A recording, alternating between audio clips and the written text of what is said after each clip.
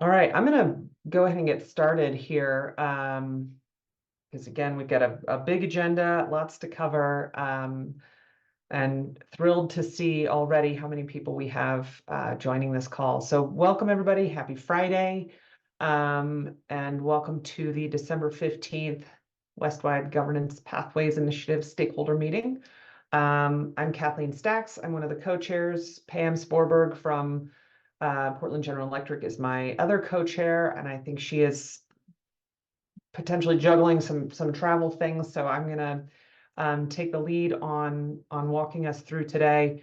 Andrew, if you want to go to the next slide, and so we can take a look at the agenda. We're going to be spending quite a bit of time today talking about the options that our Functions and Scoping Working Group has put together. And then hearing from our other working groups to provide an update.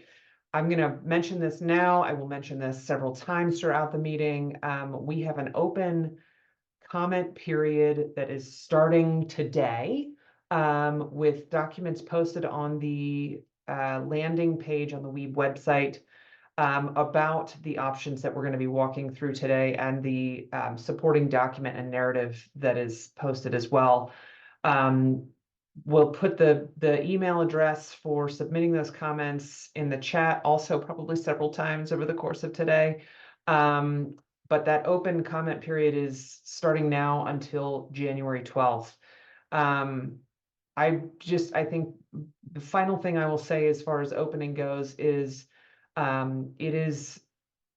just want to thank all the members of the launch committee and the various other stakeholders who've been engaged in some of our working groups.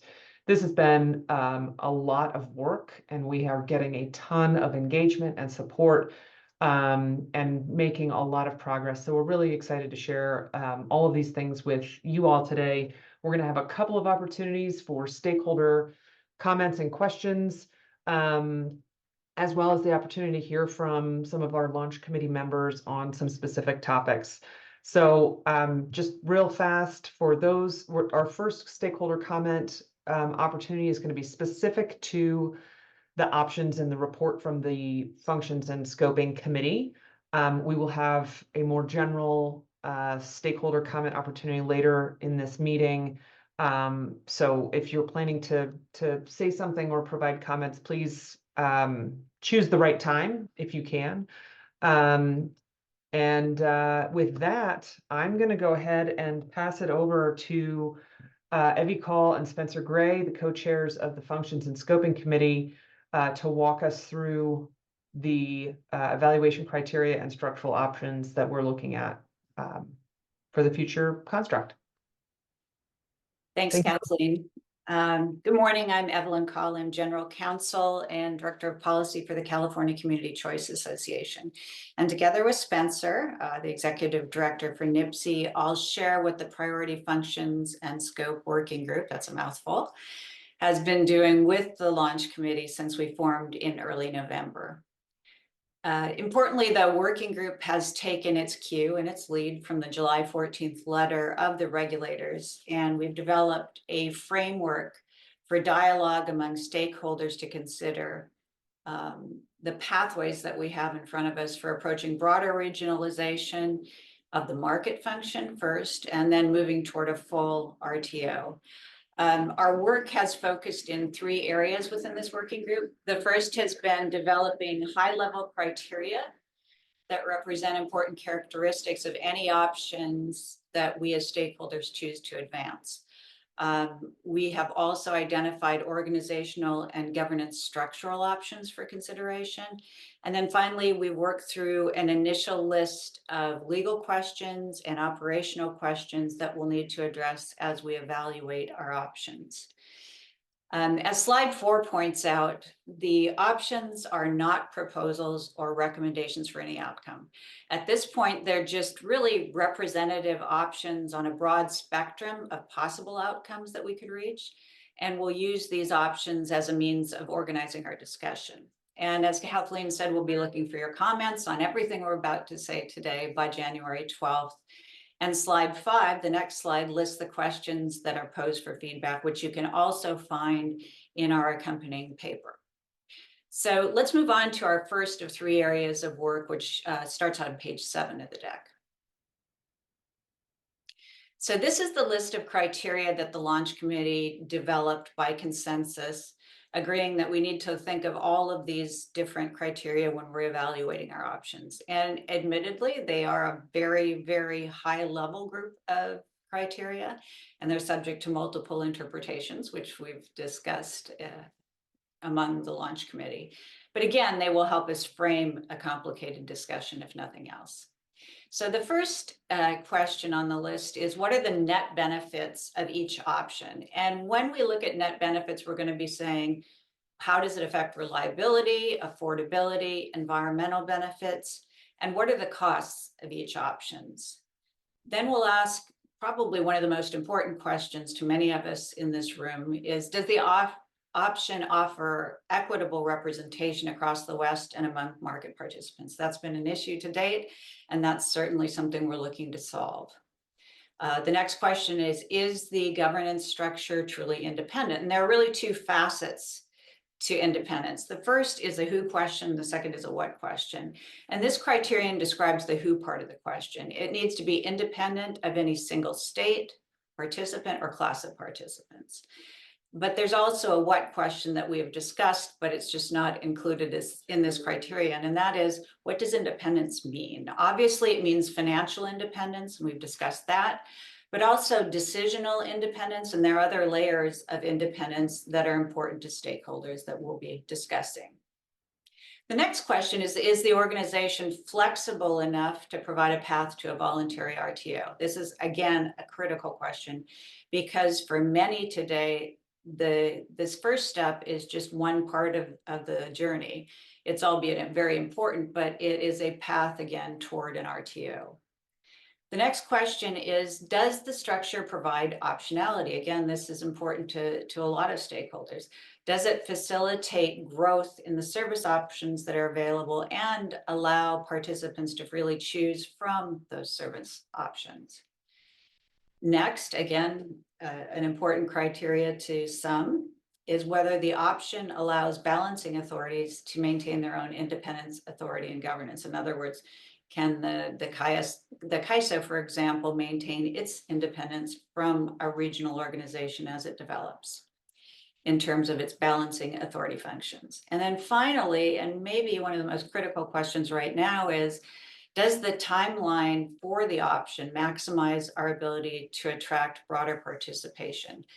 The value of any interim step that we take is questionable if we don't manage to attract greater participation in a Western market. These are all the criteria we will be applying to the options we consider, and I will hand it over to Spencer to walk you through those options. Thank you, Evie. As Evie mentioned, I'm the Executive Director of NIPSI, the Northwest and Intermountain Power Producers Coalition. We previewed the direction that these slides would go a month ago in our last stakeholder meeting. And what we want to do here today is to walk the group who's joined our call here through the range of options that we've identified in between a couple of bookends. And the exercise on our part is eventually to have legal advice in hand that we will circulate among stakeholders to develop a better understanding of what legal barriers, if any, we identify for executing on the options you're about to see. And I know that's been a focus. It was certainly a focus for NIPSI in our initial comments on this initiative. But the exercise within our work group was first to identify the range of structural options for governance that legal counsel work would analyze. And so that's really what we've spent the last couple months doing, is scoping out the range of governance structures that will be analyzed as the next step. So we can go to the next slide, and we'll start with our first bookend, which is the status quo. What you'll see in the next slides here is really a tariff-based view of the governance structure. We have not yet moved to the stage of looking at this visually in an operational way. So this is a tariff-based view based on who has the authority over the sections of the current CAISO tariff going forward. So to level set here, here's a visual of the current authority of the EIM governing body compared to the CAISO Board of Governors over the rules in the CAISO tariff today. And if you look at the table of contents of the tariff itself, which is one way to look at the amount of the tariff that's subject to joint authority today under the Western EIM governing body and the CAISO Board of Governors, it's about half. And so this roughly reflects that. Under today's joint governance model for the governing body of the EIM, rules that are under joint governance need the majority vote of both the governing body and the CAISO board. If a rule under both of their jurisdiction in terms of joint authority gets approval, then the CAISO makes a filing under Section 205 of the Federal Power Act at the Federal Energy Regulatory Commission. That joint authority model includes a limited ability for the board itself to make unilateral changes under Section 205 under urgent market or reliability situations without the approval at the same time, the joint approval of the governing body. And that has to follow a specific finding by the CAISO board of those circumstances existing. So under the current model, that can be considered the effective veto, if we want to call it that, of the CAISO board. This joint governance approach was created with delegated authority from the ISO. It didn't require a statutory change to California law. I know this is familiar for many of the folks joining today, but it's important to level set because the options we've scoped move beyond this with the question of what would it look like to have more autonomy for the EIM governing body or for a regional organization that could be created in the future. The governing body's authority right now is within the context of the CAISO board and the governing body making decisions. So in that sense, it's voting rights is how we framed it up here. It's not specific filing rights at FERC, which is an authority under Section 205 that some RTOs and ISOs have allocated to another entity. So I want to underscore that point about the status quo. The last thing I think I would mention is in the evaluation framework paper, which is now posted on the WEEB website on the Pathways landing page, there is a narrative document that lays out everything Evie and I are sharing in this presentation this morning in somewhat more detail. It includes this slide deck at the end, and it provides some background, which I think is important for stakeholders to review if you're not familiar with it, about the history of this autonomous concept for the governing body, starting with the EIM Transitional Committee in 2014 and 15, and then reviewing the work of the Governance Review Committee, which concluded with its last proposal to the CAISO board and governing body in January of this year. This joint governance model was a shift a couple of years ago away from a primary authority model over a much smaller set of rules under the tariff that the governing body had authority over. So just to mention that history, this has been an evolving governance model that many people in the West have shaped. So let's get into the options that we've scoped. We've treated this as the bookend status quo. What does a more autonomous governance structure look like beyond this? On all the options that we've identified, and there are 5 options beyond the status quo, Evie already covered the conversation our work groups had about the proposed criterion for independence. And again, to underscore that each of these options, that was the core value we were looking for. What does additional independence and autonomy look like under these options? We've also assumed that each of the options includes a robust stakeholder process to evolve market rules and making recommendations on what new functions might be added under the RO.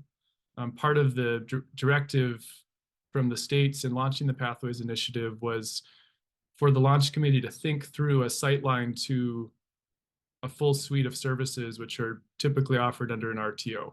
And of course, that transition and the degree to which services could be offered a la carte is quite complicated, but we've kept that in mind with these options.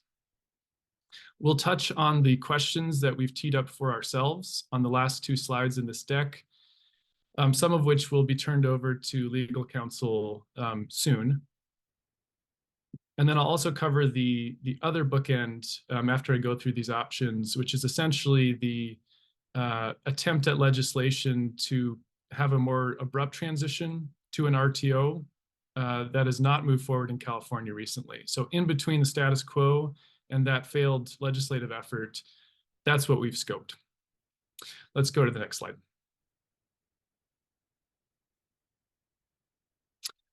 As I go through these, we're going to save questions and comments from stakeholders until we get through the slide deck. So everything's on the table, and then we've got some time reserved for that. And then we'll cover this a little bit later too, but we also have a plan for the next 4 weeks to get comments from stakeholders on this full scope of options and the questions at the end of the deck.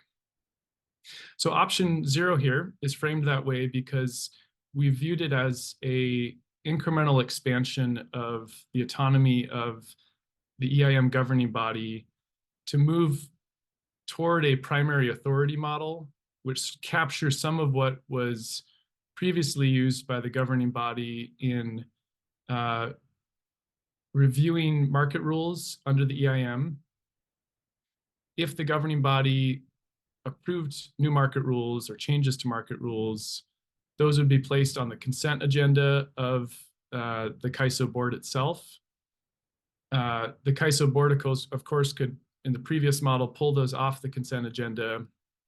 What we've explored here in option 0 is there a way to move back to that model so you're vesting more authority in the governing body over a still expanded set of market rules using the apply to test, which is currently used to determine what the EIM governing body has joint authority over, and to have that more fast track to FERC.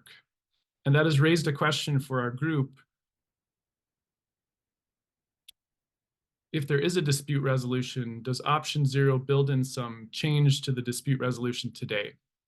And that's caused us to revisit a discussion that the GRC had a couple of times over the course of its work over 3 years about a dual filing mechanism at FERC.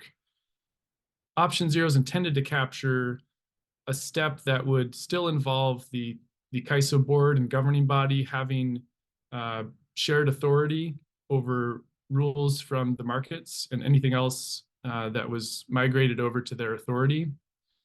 But the launch committee intends to explore more what primary authority over that expanded set of market rules would look like again for the governing body. And that starts to bleed into option 1. So I'll move on to option 1. Again, I want to emphasize option 0 here is labeled that way because the expectation is this may be something that would not require a legislative change. We haven't pinned that down yet, but this seemed like the least amount of change possible to incrementally increase the autonomy of the EIM governing body. Let's move on to option 1.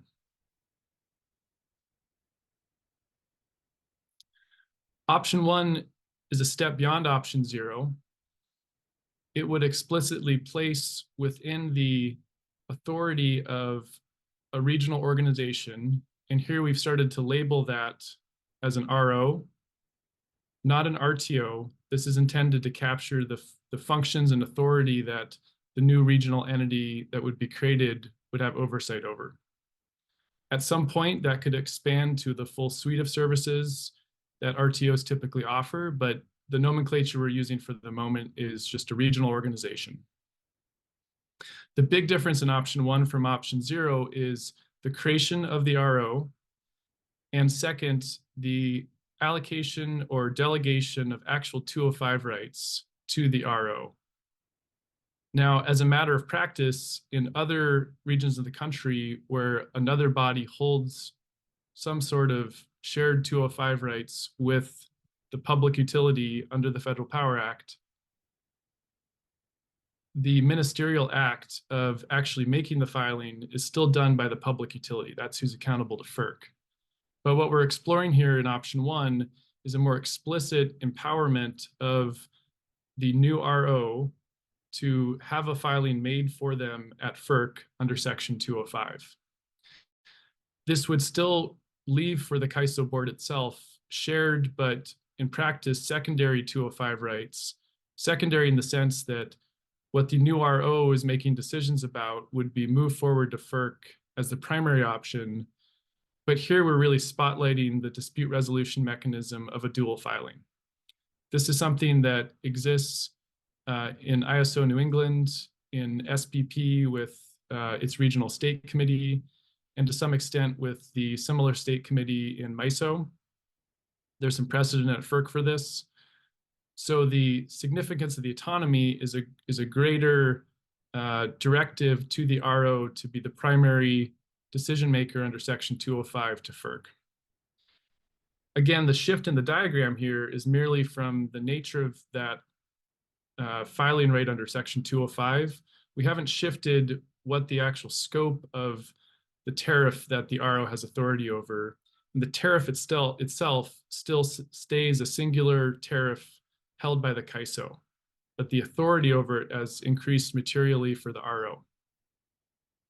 The last bullet here mentions that we're not imagining in this option a contracting for services model. That doesn't seem to be necessary here. Let's go to the next slide.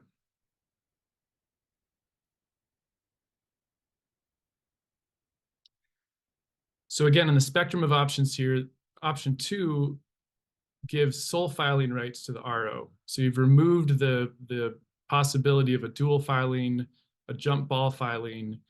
It's still staying in the same tariff. So it's a step further removed, and that's captured in this slide. I think that's all that needs to be mentioned here. Let's go on to option 3. Option 3 starts to pull apart the tariff itself, and you now have 2 separate tariffs. The CAISO retains the tariff. CAISO board retains its 205 rights under the sections of the tariff that it retains explicit authority over. The new RO now has its own tariff, its own 205 rights under that tariff. And this raises a question whether there needs to be some duplication of interrelated tariff provisions for the RO and for the CAISO. And that is as complicated as it sounds. We've started to explore that. But this option 3 is more explicitly a contract for services model, where the RO is then has full control over its own tariff and the services it offers, and it's contracting back for those services from the CAISO itself. Let's go to the final option. Finally, in this option, we have a full spinoff of the actual market operator service to the RO.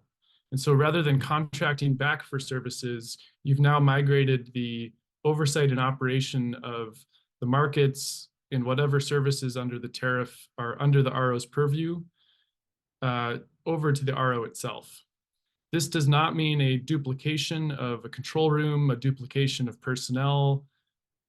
We're still attempting to take the machine that has been built by the CAISO and has been built around the EIM as a whole and have it under the authority of the RO. In this case, you still have the 2 tariffs you had in option 3, but you no longer have that contract for services model. So those are the 5 options. Let's hit the final bookend and I'll turn it back over to Evie. So the bookend here, I previewed this a few minutes ago, so I'll just spend a moment on this slide. We've labeled it option F for the moment, F for foregone or F for failed. We've treated this as something we're not going to recommend be reattempted in the form of the legislation that has not moved forward a couple times in California. And one thing I want to highlight is the final slide here. As a launch committee, we've tried to absorb more seriously the lesson, or one of the lessons of the recent legislative efforts, that an abrupt transition to a full RTO from the CAISO today, it doesn't leave California and the CAISO balancing authority the kind of decision whether to join or not join the new regional organization that other balancing authorities outside of California and some in California would be able to exercise or enjoy. So we're trying to think through, as a launch committee, the options that we've scoped. Do they preserve that option both within California and outside California? to make that election and not just presume that everything gets moved immediately into an RTO, where the California entities lack that choice in a sense, the way balancing authorities in particular outside of the state would be able to make that choice. Evie, go ahead. Okay, thanks, Spencer. Well, Spencer walked you through the details of the options we've been playing with, but we also wanted to share the comparison matrix where we're capturing our discussions in a more summary form. So if you look on the left, what you'll see is a list of characteristics, functional characteristics of each option, and across the top are really the bookmark options we've identified along the spectrum of possibilities. So what I wanted to talk about is what are these characteristics that we're evaluating them, and you'll recognize them from Spencer's description as well.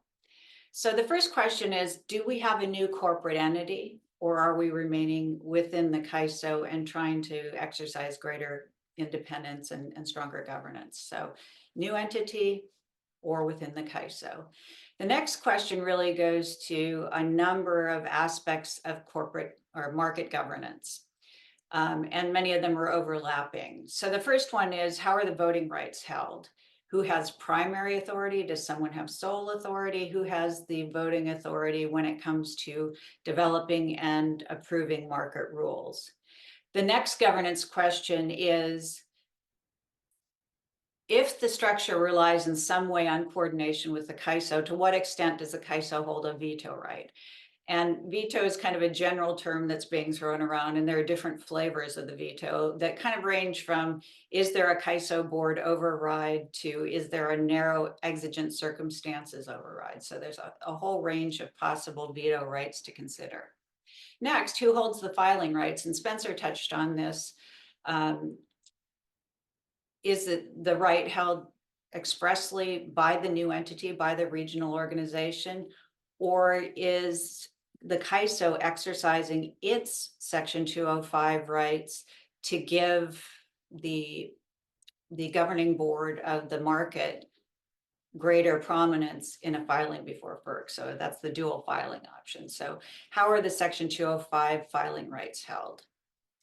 And the next question also, Spencer touched on this. If there is any sort of shared authority, how are disputes resolved?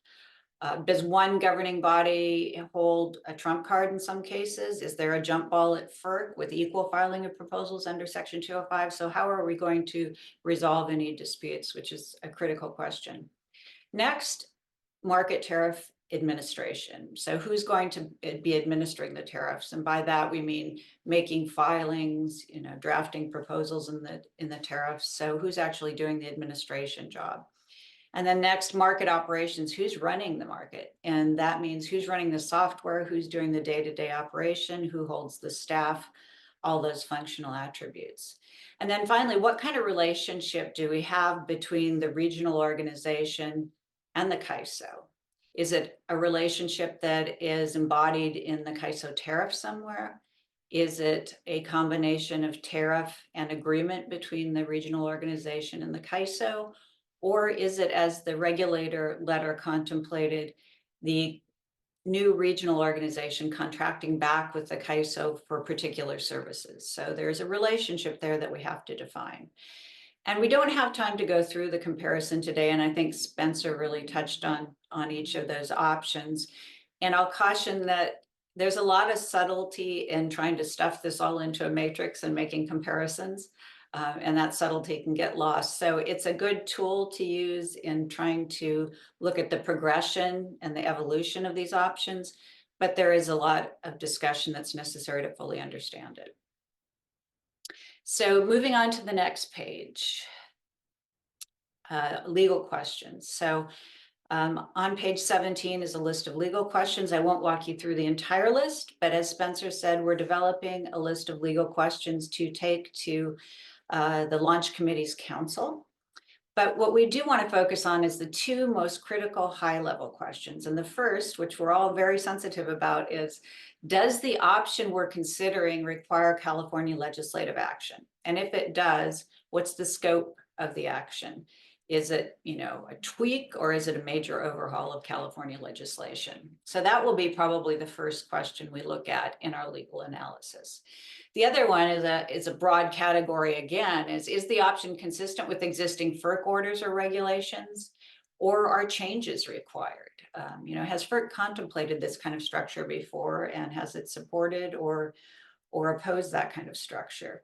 And similarly, does the CAISO have the legal rights it needs to be able to implement this option in coordination with the new regional organization?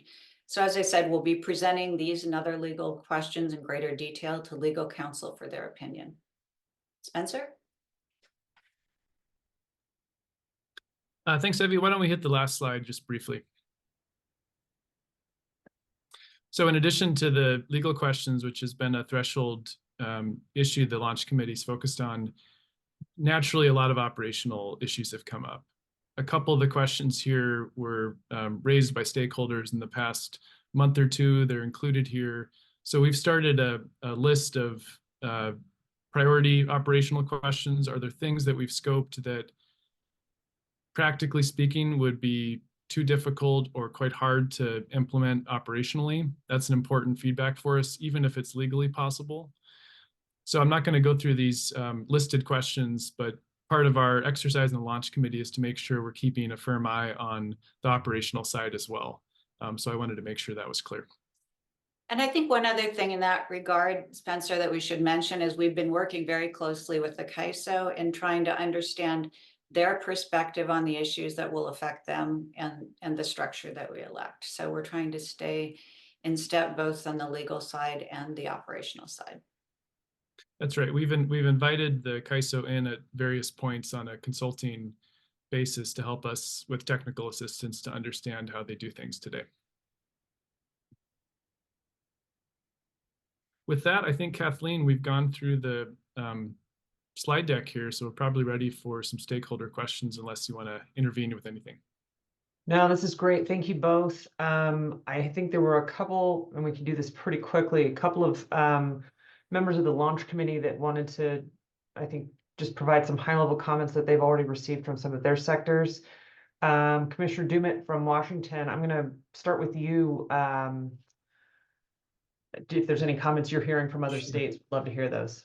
Yeah, thank you, Kathleen, and thanks, Spencer and Evie, for that that summary of what you've been doing, the hard work that you've been continue to do. So I just want to reflect, I guess, more broadly on the criteria that Evie discussed, which, as Evie said, continue to mirror what we on the state side put forth in the letter to CREPC. And it's been that way consistently throughout this launch committee process, and we appreciate that very much. In terms of, and what does that mean in terms of our involvement? I'd say we've been sort of the same states who were participating early continue to do so. Active involvement from Washington, Oregon, California, Arizona, New Mexico. Active monitoring, I would say, from Nevada, monitoring from Utah and Wyoming and Montana and Idaho. We reach out to them, try to reach out to them periodically, not so actively involved, but that's the numbers. In terms of the depth of our participation, I'd say those states that are really active have been even more so since the launch committee took over. We, the states, handed off to the launch committee in October, and the work that has been done is, as I said, just tremendous. And we are participating in the work groups, including several of us on this functions and scope work group.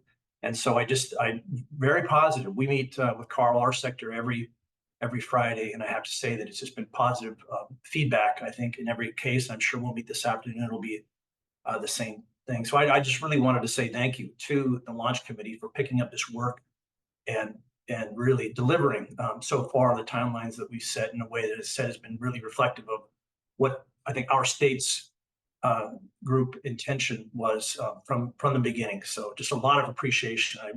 There may be others our sector who want to add to that, but I appreciate the opportunity to say a few words. Thank you, Kathleen. Thanks so much. Do we have other launch committee members who would like to chime in specifically on the options and feedback that you're hearing from the sector? Lisa, Go to you.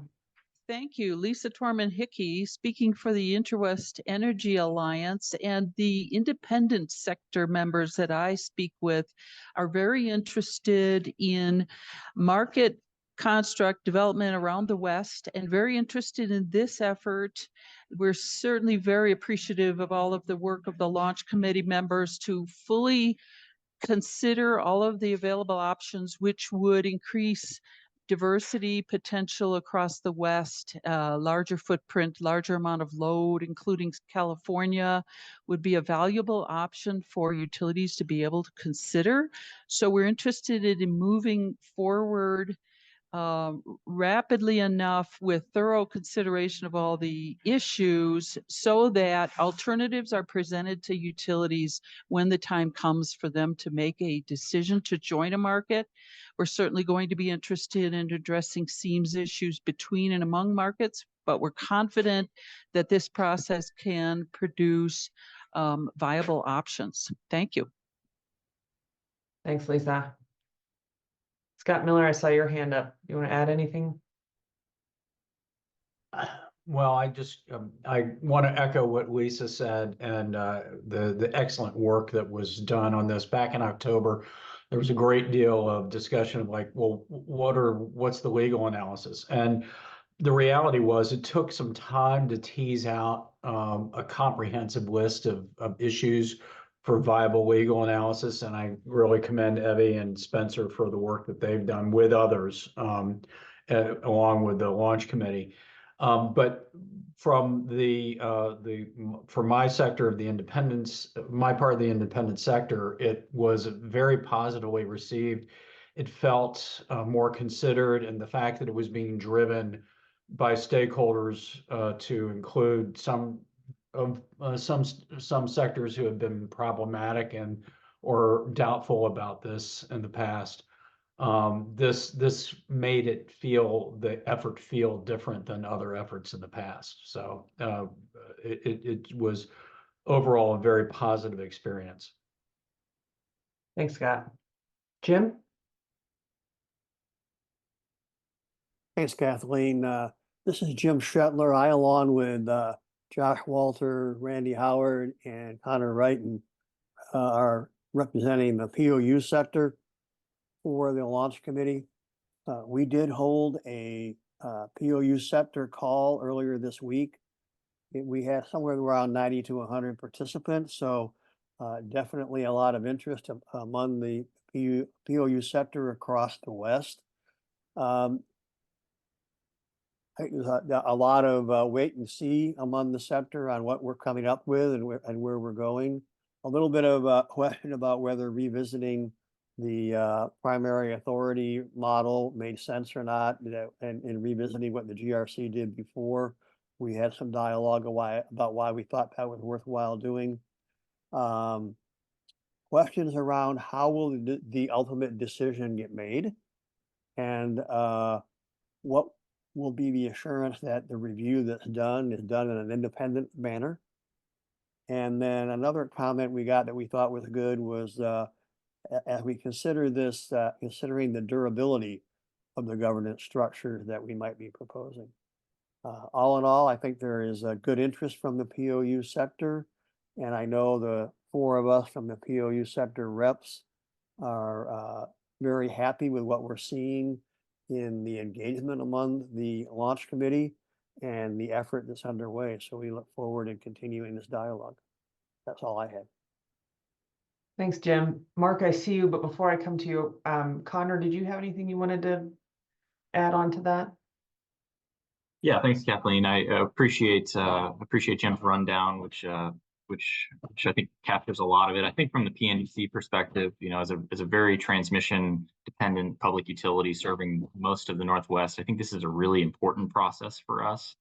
And we began the process of evaluating RTOs as pretty neutral on either a CAISO, SPP, or a greenfield solution.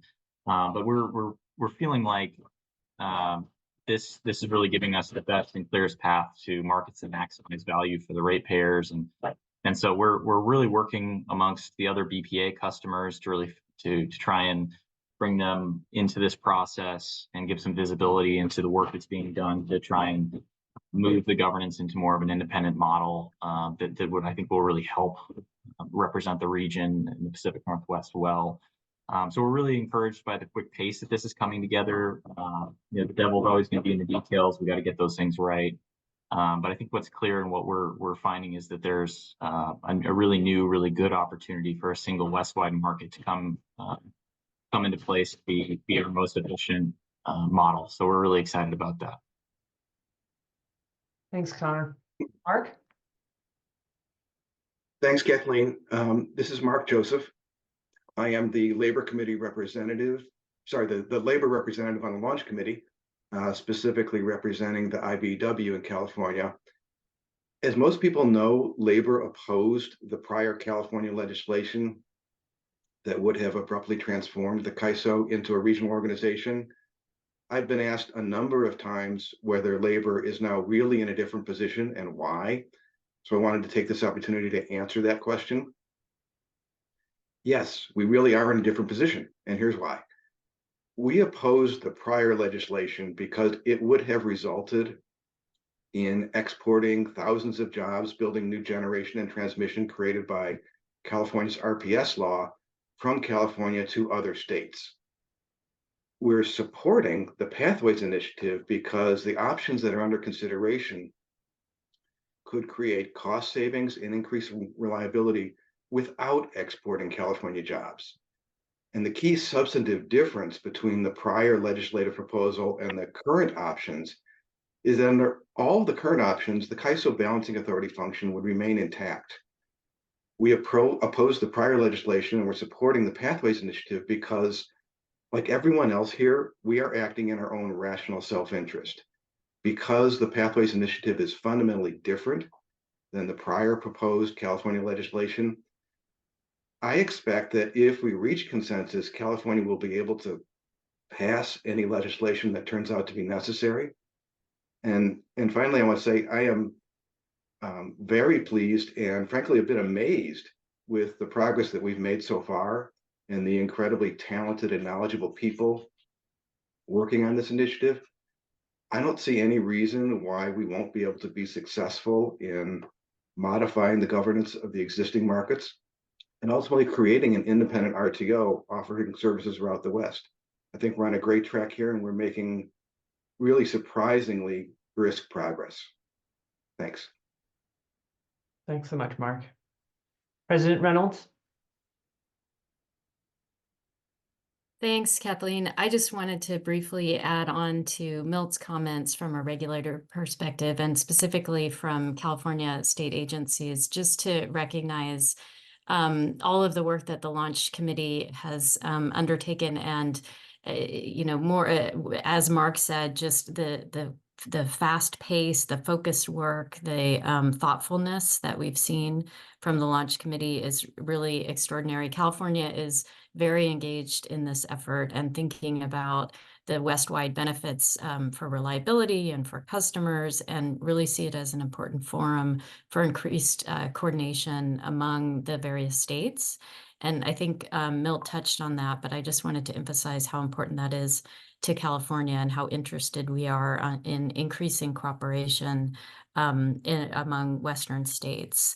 So, and also wanted to recognize, Kathleen, I think you specifically asked about the options and noting that the options were very thoughtfully done to provide a full landscape, which kind of allows us to think, okay, we're not missing anything. We have everything on the table to really consider and think about and see if we can, the possibility of mixing and matching, but really a way to simply frame a lot of very complex issues.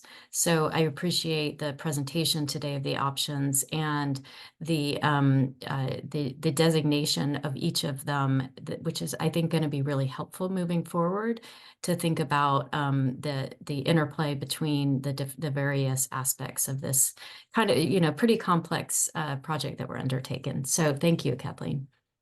Well, thank you. And I'm really thanks to all of the Launch Committee members. The Functions and Scoping Working Group has put a ton of work into this, as you will see by the thorough nature of this slide deck and then the associated narrative that went with it.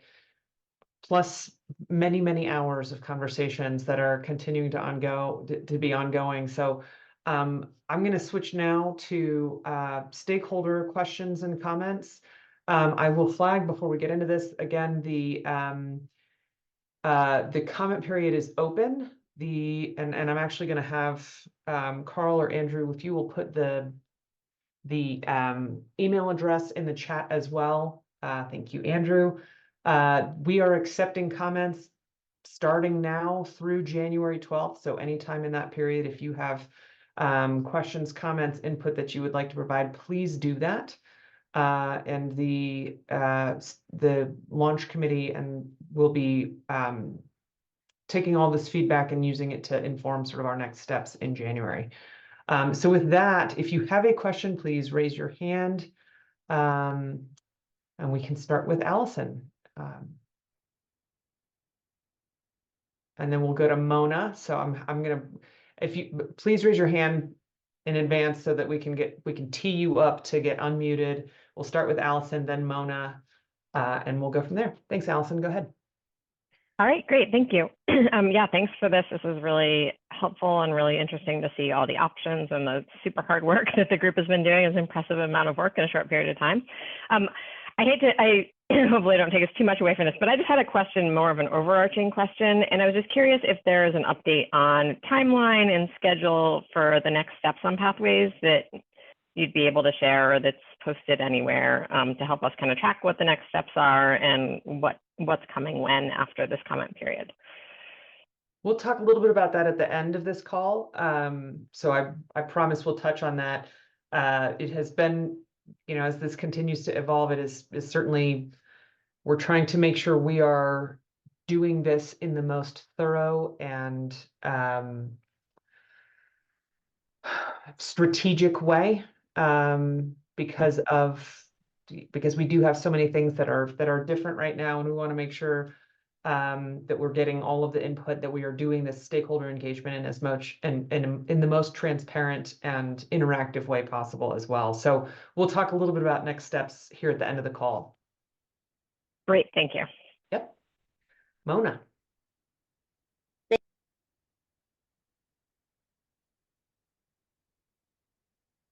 We've got Mona back on mute. Oops, sorry about that. Yeah, so again, thanks for all the great work here. I really appreciate all of the great thinking that's gone into this. I have a question more from a comment perspective on the options that were presented today. And maybe this is directed to Spencer and Evie, but anyone else who has a point of view on this. In terms of the 4 options, are you thinking of them being all mutually exclusive, or is there also the possibility of sequencing through some of those options in terms of being able to do some of the options more easily and readily maybe than others? So just wanted to put that question out there about possible sequencing. Yeah, thanks for the question, Mona. We are thinking about that, and we want to put that to stakeholders as a question as well. We're certainly not ruling out the possibility of some options potentially combining with each other for the reason you just stated. And actually, the last bullet here on the operational side is getting at that question. So we'd welcome feedback from stakeholders on does it make sense to package one or more of these together into a combination. And I think 2 other our points are important here too, which is the 2-step, the dance here, right? I think we really do want to get something done quickly. So is there a possibility in providing comments that you comment on what could we do in the short term versus move toward in the longer term? And the other thing is, don't feel restricted in commenting to 0, 1, 2, 3, 4, and 5, 0.5 or 1.5, or any permutation in between too. If there are thoughts that you have about, tweaks to some of the options we put out there, I think that would be helpful. I think the other thing I'd add is we have members on the launch committee who are very involved in the GRC. I know many of you looking at the participant list here were very involved in the GRC. In the framework paper that we're looking for comments on, we've teed up where we think we can draw from the GRC's work, the really good work over 3 years, and where our directive, more or less from the states, departs from the GRC's scope of work. Our scope is somewhat broader because we are thinking about what legislative change would look like. We're not just looking at EIM and EDAM more or less in a silo. I know the GRC looked at ways to think beyond EIM and EDAM, but our exercise here is to build on the work that the GRC did and think through what the next step in autonomy looks like. So I direct people to that section of the paper too, to understand how we draw from and depart from the GRC. Thanks, Spencer and Evie. Thanks, Mona. Good question. Any other questions, comments from stakeholders, the public at this point on the options? Mary.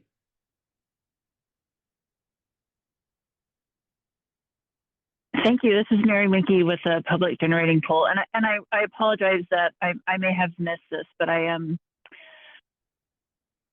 curious to know if you have a sense or if the part of the future analysis will evaluate, each of the options and kind of what specific legislative changes might be needed for each option, and kind of what exactly sort of triggers a need for a legislative change versus what can be achieved without a legislative change. Could you say a little bit more about that? And again, I apologize if I've had to come in and out a little bit, so I may have missed it, but wanted to just ask that more explicit question. Thank you.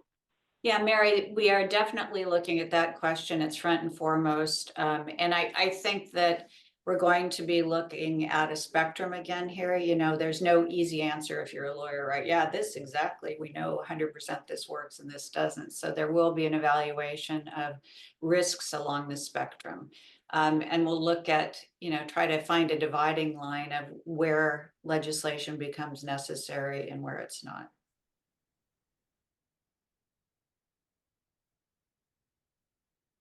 Thanks, Mary. Thanks, Evie. Kathleen.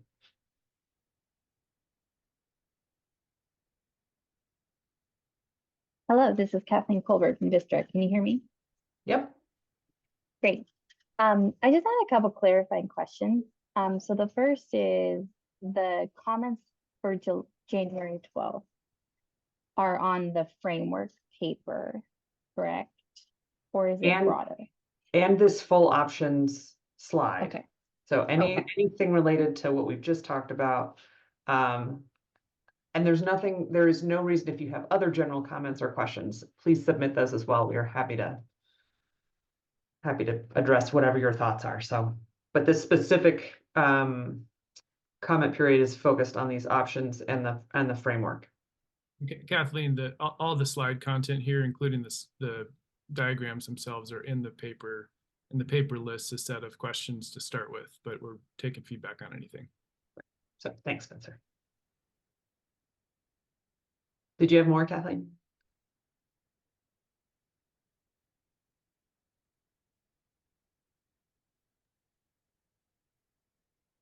Andrew, did we mute Kathleen preemptively?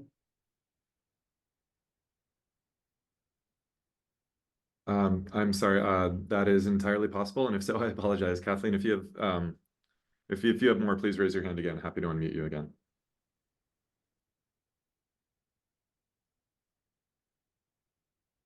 Yes, I'm so sorry. That might have been technical difficulty. I accept partial blame, Andrew. Okay, super helpful. Is the paper already up on the website, or is that coming shortly?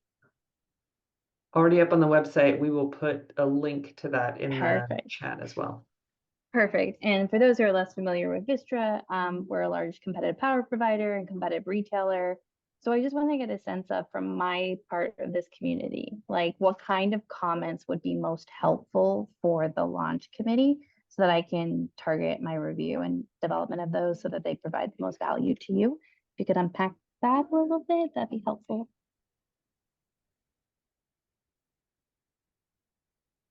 Kathleen, happy to talk about this more in the sector. We've got Interwest and WPTF involved here as well for the sector, along with NIPSI. Generally, we're hoping to get a diverse set of perspectives from market participants and from stakeholders who aren't commercial on what we've scoped here. So it would be, I think, a success from our perspective in terms of stakeholder comments to get in-depth stakeholder views informed by prior work of the GRC and the Transitional Committee and experience in other markets with 205 rights. But more generally, too, we're trying to get a sense of how we're hitting the marks on developing a more autonomous, independent governance model at a qualitative level, too. So we're sort of take all comers, and I hope we get a diverse set of comments from different parts of the industry. Great. Looking at the time, I want to make sure we've got time to hear from the other working groups. We'll have another opportunity if there's additional stakeholder questions or comments at the end. But let's go ahead and move on to the Communications and Outreach Working Group, and I will pass it over to Scott Renzel and Ben Otto as the co-chairs for that committee. Thanks, guys. Okay, thank you, Kathleen. Hi, everyone. I'm Ben Otto. My able co-chair, Scott Renzel with Pacific Gas and Electric. Here's our update for you. A lot of what we alluded to is now in front of you on the screen. So these are important email addresses. The first one is how you will receive information. That second one, the comments, is where we'd like to receive comments or anything you have input to the launch committee on. And then for this webinar, please get that in by Friday, the 12th of January. You can find the information on the Western Interstate Energy Board under the tab Other Western Efforts. And then there's the actual address. We put it in chat a couple times. The document we walked through today, as well as the paper and all our prior documents, public documents, are there. So bookmark that page. And that is the resources I just mentioned. We will be working on a bi-weekly update to send to you all, stakeholders, and a frequently asked questions, just kind of background document. So look for those soon. That's all I have, Kathleen. Thanks, Ben. And a reminder, these slides will be available on the website after this meeting, and there will be a recording of this meeting posted as well. So if you haven't had a chance to write it all down, you will have an opportunity to see it in the coming days. Let's go ahead and move over to the Priority Administration Working Group, and we've got Jim Shetler and Lisa Hickey taking this one. So go ahead, guys. Thanks, Kathleen. This is Jim Shetler.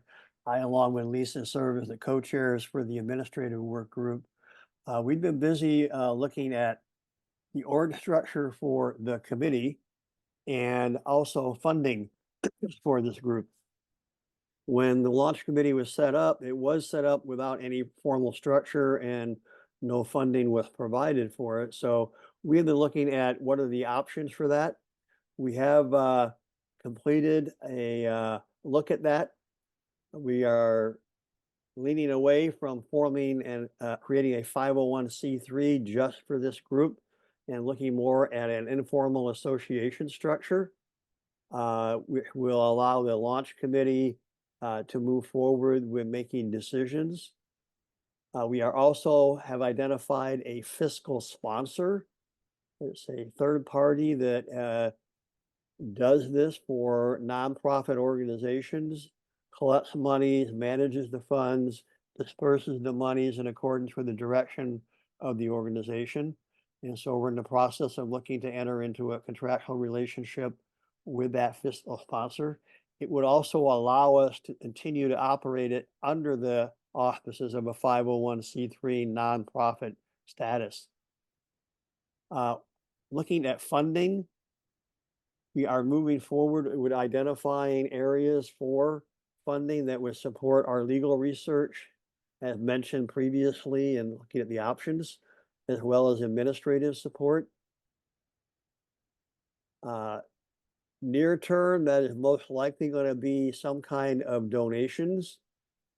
And I will just warn people on this call, you may be getting calls from some of your launch committee representatives around this.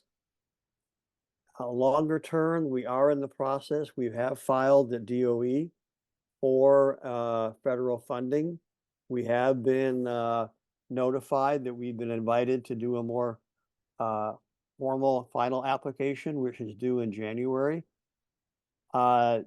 These are funds that will help us, but most likely will not be available till later in the year of 2024, probably somewhere around the second quarter of 2024. And then the other thing we've been at is developing the scope and budget needs for the launch committee. We're calling this phase one, getting to the recommendations. We have identified that to run out through April of next year. Again, as noted, this would cover the legal research, the operational analysis, our communications efforts, and our administrative and project management support. We have a draft of that budget that will be reviewed with the launch committee on Monday. And our next steps, assuming we get concurrence on that, would be to start reaching out and soliciting funds to get things kicked off here come the first of the year. Lisa, anything you would like to add? Thank you, Jim. I think that was a great summary. As he said, we've made significant progress, in moving this project forward. As to phase one, so when and if we decide that an independent governance structure needs to be established, these decisions would all be reviewed and reconsidered. So we haven't made those decisions yet. Wanted to make sure that was clear. We are focused on making sure that launch committee members and their sectors that they represent are fully represented by this structure. And I think we're going to be efficient moving forward. Thank you. Thanks, Lisa. Kathleen, I'll turn it back over to you. Thanks, you guys. Just one additional comment that I'll add on to this. I know we received questions very, very early on about the source of funding for this work. And I want to just flag it has been a continued priority for the launch committee to ensure that the funding that will be soliciting to support this phase is going to come from a very diverse set. So, reaching out to our individual sectors, potential foundation funding, we are really, recognizing this is a sensitive topic. We are trying to make sure that we've got funding sources that reflect no particular external priority, but that are just supportive of the work that we're doing here. So just wanted to kind of add that comment on. At this point, we have an opportunity for any additional launch committee members to chime in. If not, then we can certainly just move on to other stakeholder comments and questions. For both groups, please raise your hand and we will unmute you and you can weigh in here.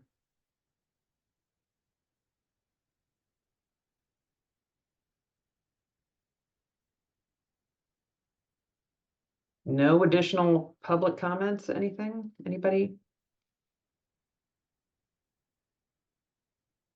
All right. Well, with that then, we'll talk a little bit about next steps.